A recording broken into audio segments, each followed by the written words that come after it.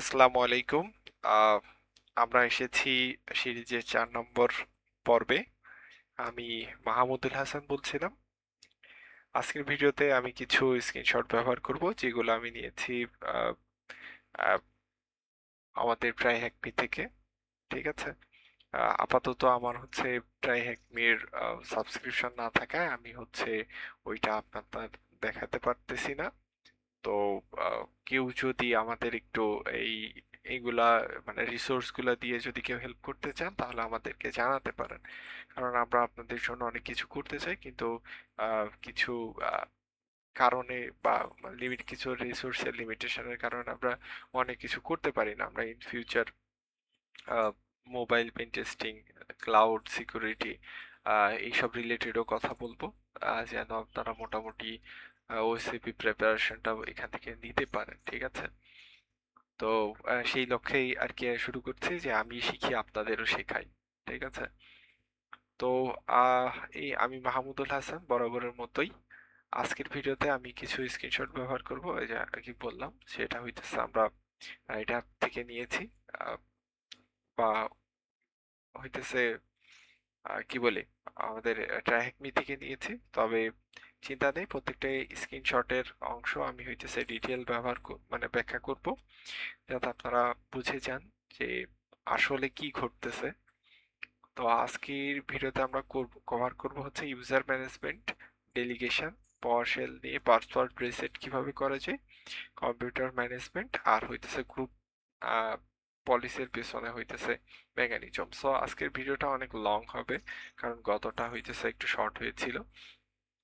তো আমরা আজকে স্লাইড দেখব, সেটা হইতেছে যে managing users in active directory. একটা বাস্তব সিনারি দিয়ে শুরু করি। ধরেন আপনি সত্য একটা কোম্পানিতে নতুন একটা ডোমেন অ্যাডমিন হিসাবে জয়েন হয়েছেন, আর আপনাকে দেওয়া হলো কম্পিউটারের সর্বশেষ অর্গানাইজেশনের চার্ট। বলা হলো এই চার্টের সাথে মিলিয়ে অ্যাক্টিভ ডিরেক্টরি আপডেট করতে হবে। মানে এটা হচ্ছে বাস্তব জীবনে অ্যাক্টিভ ডিরেক্টরি অ্যাডমিনের সবচেয়ে বড় কমন কাজগুলোর হচ্ছে একটা। প্রথমে হচ্ছে অডিট আর ক্লিন আপ। ঠিক আছে। অডিট আর ক্লিন আপ কি, সেই জিনিসটা যদি আমি আপনারা বলি, যে আমাদের যে ওইউ থাকবে, এর মধ্যে ইউজার রিভিউ করে যেগুলা চার্টের সাথে মিলতেছে না সেগুলো হইতেছে সরায় দিবেন। আর দ্বিতীয়টা হইতেছে ডেলিগেশন, বা হইতেছে নির্দিষ্ট অ্যাডমিন টাস্ক বা অ্যাডমিনদের হাতে ছেড়ে দেওয়া, যাতে সবকিছুর জন্য সেন্ট্রালি নির্ভর কিছু করতে না হয়। যেমন হচ্ছে, আমি যদি আপনার একটা সহজ কথা যদি বোঝাই, ডেলিগেশন কি, আপনাদের ক্যাম্পাসে হচ্ছে ভিসি থাকে, সে বলে দেয় এই ক্লাসগুলো কেমন করতে হবে বা ক্লাসগুলো কিভাবে নিতে হবে। ভিসিটা আবার দায়িত্ব দেয় হচ্ছে আমাদের ডিনের উপরে, ডিন আবার দায়িত্ব দেয় আমাদের ডিপার্টমেন্ট হেডের উপরে, ডিপার্টমেন্ট হেড আবার দেয় হইতেছে আমাদের টিচারের উপরে, সেগুলো হইতেছে আমাদের অ্যাপ্লাই করা হয়। তো ধরেন আপনি ক্লাসে একদিন অফ নিবেন, তো সেটার জন্য আপনার ভিসির কাছে যাওয়ার দরকার নেই, আপনি টিচারের কাছে বললেন যে স্যার আমার তো সিটিএফ কম্পিটিশন আছে, আমি যেতে আজকে ক্লাসে উপস্থিত হতে পারবো না, তো আমার দয়া করে মার্কটা কাইটেন না, বা এরকম। আবার কিছু কিছু দেখা যাচ্ছে আপনার দেখা যাচ্ছে মিস হয়ে গেছে, হ্যাঁ। তো আপনি তখন হইতেছে স্যারের সাথে কথা বললে হবে না, আপনি ডিপার্টমেন্ট হেড বরাবর যাবেন, ভিসির কাছে বলার দরকার নাই যে স্যার আমি তো পরীক্ষা মিস হয়ে গেছে, তো আমরা কিভাবে করতে পারি। তো এই যে কারোর ডেলিগেশন শব্দের অর্থ হচ্ছে কারোর যেই কিছু পর দিয়ে রাখছে, যেটা হইতেছে আমার ভিসি বরাবর না গেলেও হবে। ঠিক আছে। তো এই জিনিসটা হইতেছে ডেলিগেশন। ডেলিগেশনটা একটু ভাই মাথায় রেখেন, আর পাওয়ারশেল দিয়ে পাসওয়ার্ড রিসেট, এই জিনিসটা আমরা পরবর্তীতে দেখবো। এখন হইতেছে স্লাইড নাম্বার 13-তে চলে যাই। ঠিক আছে। তো এই স্ক্রিনশটে দেখেন যে এর হইতেছে বাম পাশে একটা ট্রি স্ট্রাকচার আছে, এটা হইতেছে আমাদের ডোমেনের ও ইও হচ্ছে হায়ারার্কি। ঠিক আছে। আচ্ছা, এখানে হইতেছে টিএসএম ডট লোকাল নামের একটা ডোমেনের নিচে, এই যে দেখেন টিএসএম ডট লোকালের নিচে কিছু বুলেটিন আছে। এই যে এখানে বুলেটিন কম্পিউটার আছে, ডোমেন কন্ট্রোল আছে, ফরেন মানে ইয়ে আছে, কি আছে, লস্ট এন্ড ফান্ড ম্যানেজমেন্ট মনে আছে কি, বা এরকম সিস্টেম আছে, টিএইচএম আছে। তো এইগুলো হইতেছে, এগুলো হচ্ছে ডিফল্ট কন্টেনার। ঠিক আছে। এগুলো হইতেছে ডিফল্ট কন্টেন্ট। আর নিচে কিছু কাস্টম ওইউ আছে, যেমন এই টিএসিএম এর ভিতরে আমি বানাইছি, এগুলো হচ্ছে কাস্টম ওইউ। সেটা হইতেছে আইটি, ম্যানেজিং, সেলস, ইউজার, এইগুলো হইতেছে আমরা কাস্টম, ঠিক আছে, আমরা বানিয়েছি। তো এরপরে হইতেছে, এর প্রধান লক্ষ্য হইতেছে কি, যে মার্কেটিং নামে যে ওইটাতে রাইট ক্লিক করা হয়েছে, দেখেন এই যে আমরা যেটাতে ইয়ে করছি, তাহলে এইটা দিয়ে আমরা কি করতে পারবো, দেখেন এখানে ডিলিট কন্ট্রোল, মানে ডেলিগেট কন্ট্রোল করতে পারবো, ঠিক আছে। মাঝে মাঝে ডিলিট বলে ফেলাই, ডেলিগেট কন্ট্রোল করতে পারবো। তো এই ডেলিগেট কন্ট্রোলের সেই জায়গা যেখান থেকে আমরা অ্যাডমিন কাউকে নির্দিষ্ট ওইয়ের উপরে সীমিত অ্যাডমিন পারমিশন দেওয়া শুরু করা। মনে রাখবেন আমরা কিন্তু ডোমেনের রুটে বা কোনো বুলেটিন কন্টেনারে ক্লিক করিনি, আমরা একটা নির্দিষ্ট কাস্টম ওইউ সিলেক্ট করছি, কারণ ডেলিগেশন সবসময় একটা নির্দিষ্ট স্কোপের মধ্যে করা উচিত, ঠিক আছে, পুরো ডোমেনে এটা করা উচিত না। যদি দেখা যাচ্ছে আমি কি এইচ এম এর ভিতরে বললাম যে তুমি ইচ্ছা করলে বেতন বাড়াইতে বা কমাইতে পারবা, সেলস সেলস বা ওই যে ম্যানেজারের ওই জিনিসটা আমরা দিয়ে দিলাম ডেলিগেশনে, তাহলে দেখা গেল আইটি আলা বলবে ঠিক আছে আমার বেতন 36,000 ছিল, আমি বাড়াই দাঁড়ান 76,000 করে নিই। তো এইটা হইতেছে আমাদের কথা ছিল। এখন হইতেছে আর কি কিছু এখান থেকে বলা যায়।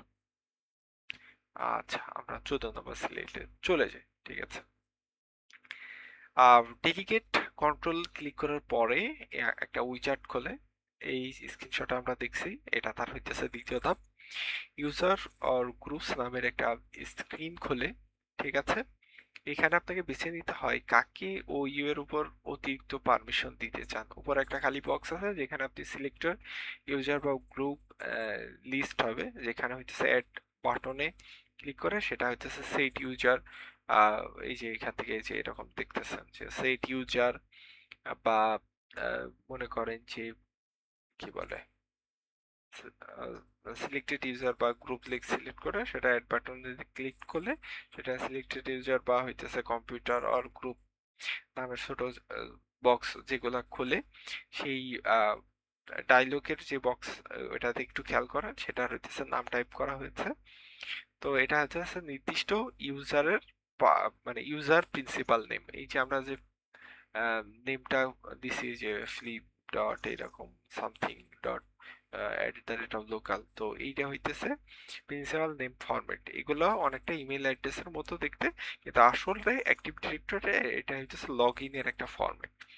এরপর আমরা হইতেছে চেক নেমস বাটনে যদি ক্লিক করি, তাহলে অ্যাক্টিভ ডিরেক্টরি সেই নামটা রিসলভ করে বা যাচাই করতে দেয় যে এটা আসলে বৈধ অ্যাকাউন্ট কি না, ঠিক আছে। এই ধাপে মূলত ঠিক হয় যে কোন নির্দিষ্ট মানুষটাকে আমরা এই ওয়ের মাধ্যমে কিছু ক্ষমতা দিতেছি, ঠিক আছে, অনেকটা ওই যে গ্রুপের মধ্যে অ্যাডমিন দেওয়া মতো আর কি, ঠিক আছে, যে অ্যাডমিন মডারেটর এইগুলো দেওয়ার মতো আর কি, হ্যাঁ।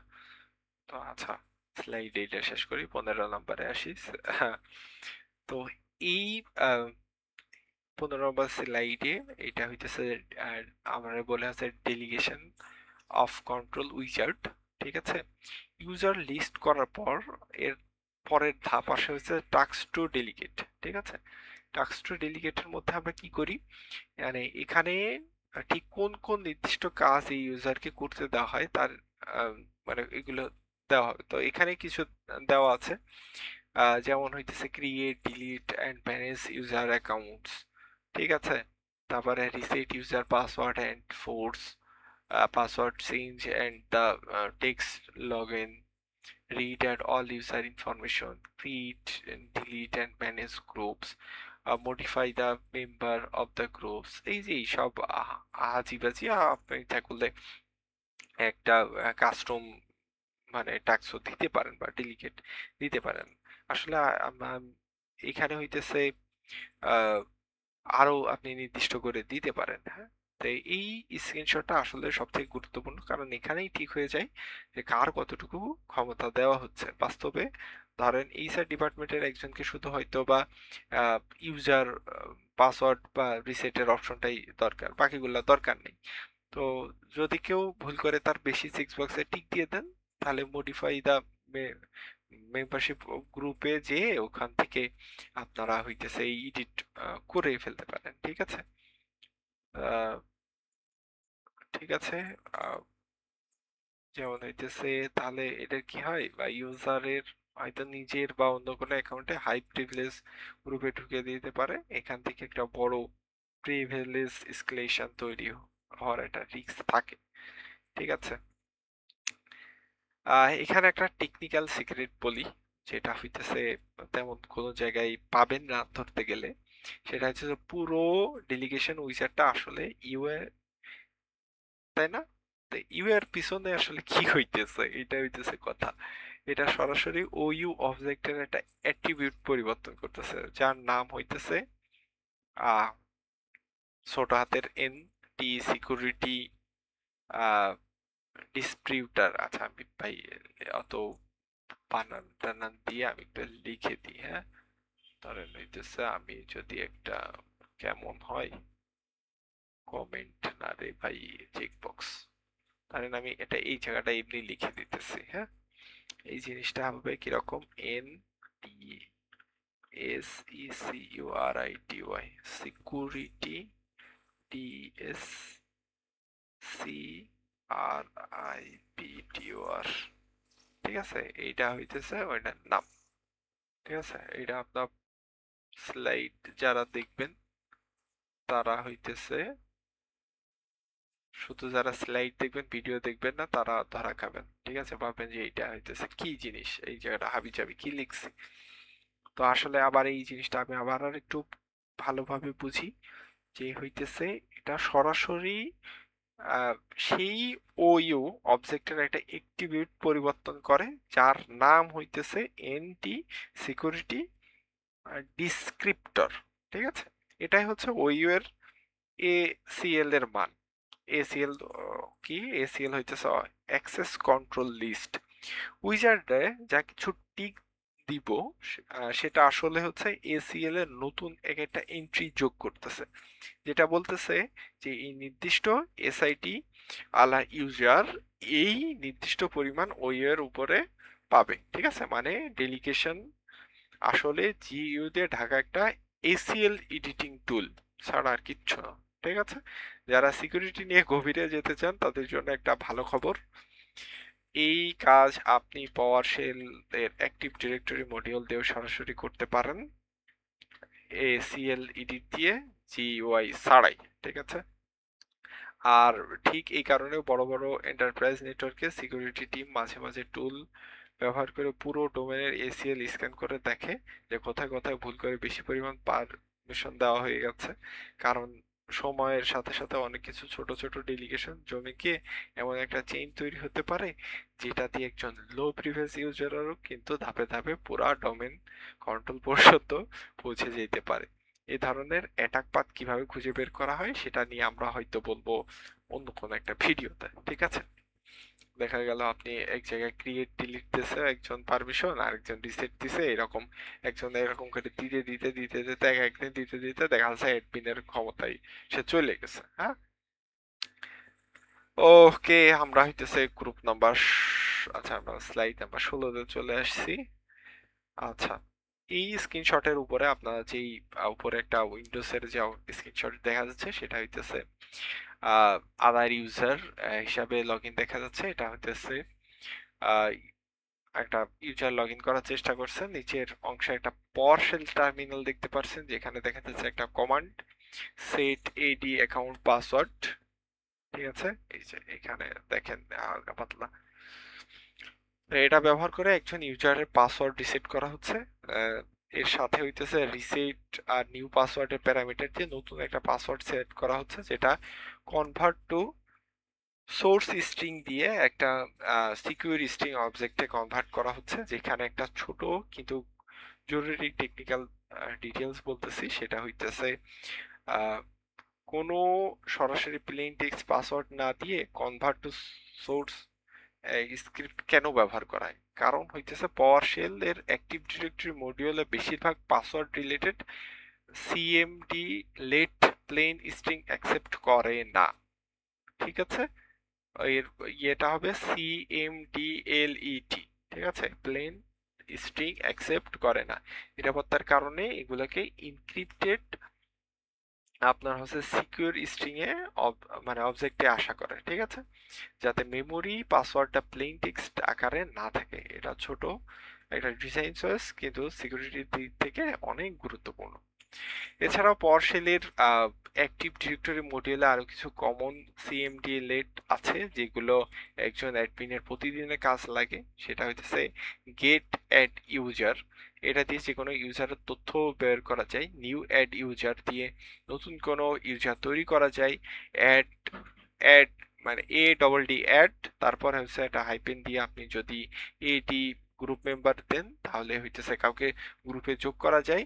আর রিমুভ ATO অবজেক্ট দিলে পারে হইতেছে অবজেক্ট ডিলিট করা যায়। এগুলো হইতেছে সবকিছু আহ, আপনার কমপ্লিট ব্যবহার করে RSAT বা হইতেছে রিমোট সার্ভার অ্যাডমিনিস্ট্রেশন টুল ইনস্টল করা লাগে।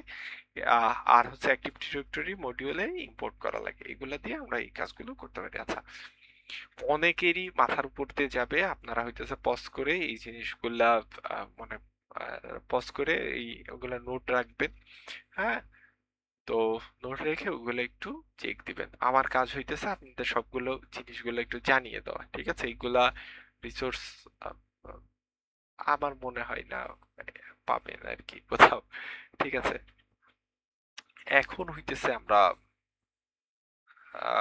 কি দেখবো, managing computers and group policy. এই স্লাইডটা অনেক বড় হয়ে গেছে।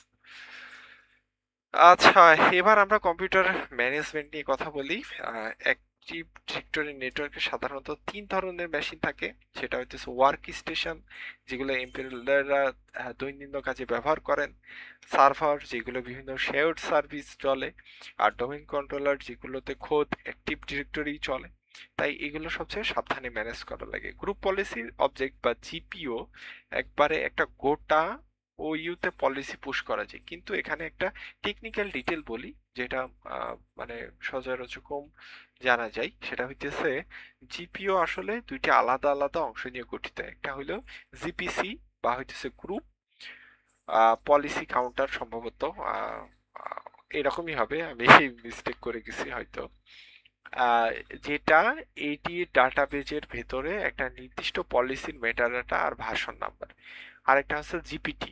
এই জিপিটি কিন্তু চ্যাট জিপিটি না, আরেকটা হচ্ছে গ্রুপ পলিসি টেমপ্লেট, যেটা হইতেছে SYS ভল বা শেয়ার্ড ফোল্ডার, ফাইল ফোল্ডার আকারে এখানে পলিসি সেটিং থাকে। যখন কোনো কম্পিউটার বুট হয় বা কোনো ইউজার লগ ইন করে, সেই মেশিনে দুইটা জায়গা থেকে চেক করে। আগে জিপিসি ভার্সন দেখে পলিসি চেঞ্জ হয়েছে কিনা, তারপরে SYS ভল থেকে সেই সেটিংসটা পড়ে নেয়। এই দুটো অংশ যদি কোনো সিঙ্কের বাইরে চলে যায়, যেটাকে বলে হচ্ছে SYS ভল রিপ্লেশন ইস্যু, তাহলে জিপিও সঠিকভাবে কাজ নাও করতে পারে। এটা হচ্ছে রিয়েল ওয়ার্ল্ড অ্যাডমিনদের একটা কমন হেডেক, ঠিক আছে। এইটা মানে সেই প্যারা দেয়। তো আরেকটা জিনিস মনে রাখবেন, যেটা হচ্ছে জিপিও লিঙ্ক করে দিলে সাথে সাথে মেসেজিং এর কাজ শুরু করে না। ডিফল্ট ভাবে প্রতিটা কম্পিউটার প্রতি 90 মিনিট পর পর অটোমেটিকলি নতুন পলিসি চেক করে। এটা একটা র্যান্ডম, মনে করেন যে 0 থেকে 30 মিনিটের অফসেট যোগ হয়। এটা ইচ্ছাকৃত করা হয় যাতে একই সময়ে হাজার হাজার মেশিনের ডিসি তে রিকোয়েস্ট না পাঠায়, তাহলে ডিসি ওভারলোড হয়ে যেতে পারে। যদি অ্যাডমিন চান পলিসিটা এখনই অ্যাপ্লাই করা হোক, তাহলে মেশিনে গিয়ে জিপিইউ ডেট বা ফোর্স কমান্ড চালালেই এই অপেক্ষা না করে মানে সাথে সাথে পলিসি রিপ্লেস করে দেয়। আচ্ছা, অনেক কথা বলছি রে ভাই, পরের ইয়েতে যাই। আচ্ছা, এখানে এটা স্ক্রিনশট, এটা হইতেছে অ্যাক্টিভ ডিরেক্টরি ইউজার কম্পিউটারস এর কম্পিউটার অবজেক্ট, যেটা সার্ভারস এর ওইউতে আছে, ঠিক আছে। আহ, আশা করি আপনারা বুঝতে পারছেন। এই স্ক্রিনশটে আমরা দেখছি active directory user and computers console, যেখানে বাম পাশের সার্ভিস নামের একটা ওইউ সিলেক্ট, সরি সার্ভারস নামের একটা ওইউ সিলেক্ট করা আছে, আর ডান পাশে তিনটা কম্পিউটার দেখা যাচ্ছে। এটা হচ্ছে SRV BD01, SRV BD02, আর হচ্ছে SVR Web 01। প্রত্যেকটা টাইপ কম্পিউটার, এবং হচ্ছে এই নির্দিষ্ট সার্ভার ওএস তে নেওয়া আসা হয়েছে, এবং ডিফল্ট কম্পিউটার্স থেকে সরিয়ে, ঠিক আছে, এটা হচ্ছে আলাদা জায়গা থেকে নেওয়া আসা হয়েছে। ঠিক এই জিনিসটাই কনফার্ম করছে যে আমরা ভিডিও 3-এ বলছিলাম যে কোনো ডিফল্ট কম্পিউটারে কন্টেনারে কিছু রেখে দেওয়া একটা ভালো প্র্যাকটিস না। আহ, এই তিনটা সার্ভারের মানে একটা কাস্টম সার্ভার ওইতে সরিয়ে ফেলার ফলে অ্যাডমিন এখন ওইতে এক একটা আলাদা জিপিও লিংক করতে পারবেন, শুধু মানে যেটা শুধু সার্ভারের দের জন্যই প্রযোজ্য হবে, ঠিক আছে। যেমন আরো একটা আহ, কড়া ফায়ারওয়াল রুল বা অতিরিক্ত লগিং সেটিংস, যেটা সাধারণত ওয়ার্ক স্টেশনে দরকার নেই, রুল অনুযায়ী মেশিনকে ওইতে রাখাটাই আসল জিপিওর মানে স্ট্র্যাটেজির ভিত্তি আসলে, ঠিক আছে। ওফ, শেষ হইতেছে না কেন, এটাও অনেক লং। তো এখন হইতেছে আমরা এটাই শেষ করব এটা দিয়ে। এটা হচ্ছে অথেন্টিকেশন মেথড এ ফার্স্ট লুক, ঠিক আছে। ভিডিওর শেষ অংশে আসি, এখানে হইতেছে অথেন্টিকেশন নিয়ে ভিডিওর পরের মানে বিস্তারিত আমরা পরের ভিডিওতে বলবো। অ্যাক্টিভ ডিরেক্টরির ডোমেইনে সব ক্রেডেনশিয়াল থাকে এই ডিসিতে, ঠিক আছে। কোনো সার্ভিস লগ ইন চেষ্টা করলে এই সার্ভিস সরাসরি নিজে যাচাই করে না, বরং ডিসিকে জিজ্ঞেস করে, ঠিক আছে। এই যাচাইয়ের জন্য দুইটা প্রোটোকল, এটা হচ্ছে কেবার ব্রোস, মানে KER, কারবেরোস সম্ভবত, কারবেরোস, কারবেরোস। এই যে আমার অবস্থা যা খারাপ হইছে, হ্যাঁ, ওই সেটা ইংলিশ মিম আছে, মানে ইংলিশ পড়ে এ নটি নটি নটি মানে নোট, মানে খাতা এরকম একটা পড়ে না, CUT কুটি কুটি মানে মানে সুন্দর, এরকম একটা অবস্থা হয়ে গেছে আমার উচ্চারণের। ইন্না লিল্লাহি ওয়া ইন্না ইলাইহি রাজিউন, যেটা কি বলবো। আচ্ছা, এই যে আমরা যে কিবার মানে কারবোরস, যেটা হইতেছে আধুনিক যে কোনো উইন্ডোজের ডোমেনের ডিফল্ট প্রোটোকল, যেটা হইতেছে NTML, মানে হইতেছে, আর যে NTML যেটা লিগাসি প্রোটোকল বা শুধু ব্যাকওয়ার্ড কম্পাটিবিলিটির জন্য রাখা, এই দুইটার মধ্যে একটা বড় পার্থক্য হলো যে কেবরস একটা নির্দিষ্ট সেন্ট্রাল টিকিটিং সুইচ সিস্টেম আছে, কিন্তু NTML এর প্রতিবার একটা চ্যালেঞ্জ রেসপন্স হয়, সেখানে কোনো টিকিট থাকে না। এই দুটা পার্থক্যই প্রোটোকলের সিকিউরিটি লেভেলের মূল কারণ, যেটা নিয়ে আমরা আহ, আহ, পরের ভিডিওতে ইনশাল্লাহ গভীরে যাব হয়তোবা। একটা অ্যাডভান্স কিন্তু গুরুত্বপূর্ণ সিকিউরিটি মেকানিজমের কথা বলি, সেটা হইতেছে অ্যাডমিন এসডি হোল্ডার। অ্যাক্টিভ ডিরেক্টরিতে ডোমেইন অ্যাডমিন, ইন্টারফেস অ্যাডমিনের মতো হাই প্রিভিলেজড গ্রুপ মেম্বারদের একটা বিশেষ প্রোটেকশন থাকে, যেটা হচ্ছে প্রতি 60 মিনিট পর পর একটা অটোমেটিক প্রসেস চলে, যেটা হচ্ছে অ্যাডমিন এসডি হোল্ডার নামের একটা স্পেশাল অবজেক্টের ACL কপি করে এনে হাই প্রিভিলেজ ইউজারের উপর জোর করে বসিয়ে দেয়। ফলে আহ, কেউ যদি ভুল করে বা ইচ্ছাকৃতভাবে ডোমেইন অ্যাডমিনের উপর অতিরিক্ত পারমিশন বসিয়েও দেয়, তাহলে 60 মিনিটের মধ্যে সেটা মুছে গিয়ে আবার একটা স্ট্যান্ডার্ড প্রোটেকশনে ফিরে আসে। মজার ব্যাপার হলো, একবার কোনো ইউজার এই প্রোটেকশন পেয়ে গেলে তার মানে অ্যাডমিন কাউন্ট নামের সেই অ্যাট্রিবিউট 1 হয়ে যায়, হ্যাঁ, আর একটা স্থানীয়ভাবে থেকে যায়, এমনকি ইউজারের পরে মানে ডোমেইন অ্যাডমিন থেকে সরিয়ে নিল, ঠিক আছে। তাই সিকিউরিটি অডিটে এই অ্যাডমিন কাউন্টের অ্যাট্রিবিউট চেক করলে বোঝা যায় যে কোনো ইউজার অতীতে কোনো হাই প্রিভিলেজ মানে হাই প্রিভিলেজ ছিল কিনা, বা এখন থাকলেও আছে কিনা, বা এরকম কিছু। আরেকটা টেকনিক্যাল ডিটেলস, সেটা হইতেছে জিপিও এর ভেতরে দুইটা আলাদা সেকশন থাকে, সেটা হইতেছে কম্পিউটার কনফিগারেশন, আরেকটা হইতেছে ইউজার কনফিগারেশন। কম্পিউটার কনফিগারেশনের এর যে সেটিংস অ্যাপ্লাই করা হয় সেটা হচ্ছে মেশিন বুট হওয়ার সময় বা ইউজার লগ ইনের আগেই, আর ইউজার কনফিগারেশন অ্যাপ্লাই হয় ইউজার লগ ইন করার পর। সাধারণত দুই আহ, একটা মানে মানে সাধারণত দুইটা এইভাবেই কাজ করে, কিন্তু লুপ ব্যাক প্রসেসিং নামের একটা বিশেষ মোড আছে, যেটা অন করলে একটা কম্পিউটারের উপরে যে কোনো ইউজার লগ ইন করলেও কম্পিউটার ওইতে সেট করা ইউজার পলিসি জোর করে অ্যাপ্লাই করা হয়। ঠিক আছে, এটা খুব একটা দরকারি হয়, যেমন লাইব্রেরি বা পাবলিক রিক্সের কম্পিউটারে, যেখানে যেই লগ ইন করুক না কেন সবার জন্য একই রেস্ট্রিকশন থাকা দরকার। হ্যাঁ, আচ্ছা থাক ভাই, অনেক বকাবকি করছে, অনেকের মাথার উপর দিয়ে যাইতেছে, অনেকেই বুঝতেছে না এই টপিকটা একটু কঠিন। হ্যাঁ, সেই জন্য এটা নিয়ে তেমন কোনো রিসোর্স আপনি পাবেনও না। হ্যাঁ, আপনার একটু গুগল করে করে এইগুলোটা আপনারে বের করতে হবে। তো আজকের ভিডিওতে আমরা কিভাবে শিখলাম কিভাবে ডেলিগেশন বা পাওয়ার শেল দিয়ে পাওয়ার পাসওয়ার্ড রিসেট করা যায়, গ্রুপ পলিসি এবং ভিতরে মেকানিজম কিভাবে কাজ করে, অ্যাডমিন এসডি হোল্ডার প্রোটেকশন, আর লুপব্যাক প্রসেসিং এর মতো আরো অ্যাডভান্স টপিকও কভার করলাম। আচ্ছা, এই আহ, এই হচ্ছে 4 নম্বর ভিডিও গেল। লাস্টে আমরা আরেকটা ভিডিও করে আপনাদের রেসপন্সের অপেক্ষায় থাকবো। আপনারা যদি রেসপন্স দেন তাহলে এটা কন্টিনিউ করব, না হলে ভাই আমার কি লাইভ পড়েছে। ঠিক আছে, আসসালামু আলাইকুম, ভালো থাকবেন, সুস্থ থাকবেন, এই দোয়া কামনায় আজকের ভিডিওটা এই পর্যন্তই।